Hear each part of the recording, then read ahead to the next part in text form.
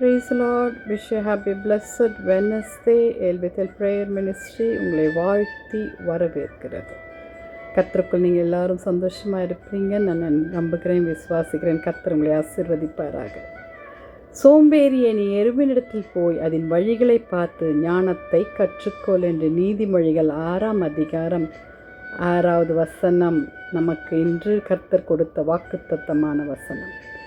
ஆம் தேவஜனமே, இதில் நம்ம என்ன கற்றுக்குறோன்னா, கடினமாக ஊழியங்கள் என்று ஆண்டவர் சொல்கிறார். Godly life, wise living, plan ahead. ஆனால் சில நேரங்களில் நம்ம அதை செய்கிறதில்ல இல்லையா? எல்லாரையும் சாட்டிஸ்ஃபை பண்ணுறதுக்காக நம்ம எல்லாத்தையும் பண்ணிடுறோம்.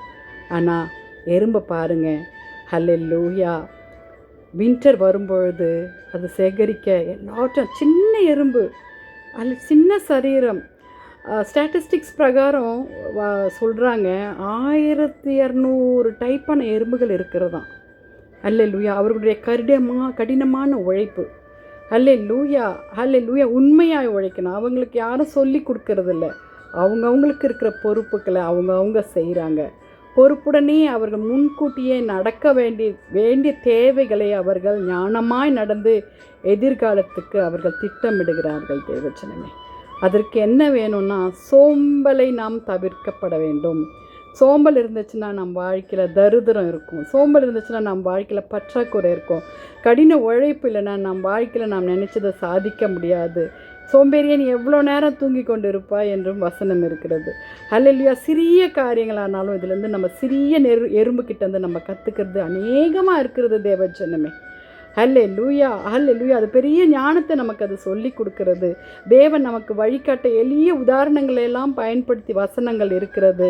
நாம் தான் செய்ய மாட்டேங்கிறோம். உன் கையின் பிரயாசத்தை நீ சாப்பிடுவாயின்னு சொல்லியிருக்கிறார் ஆண்டவர்.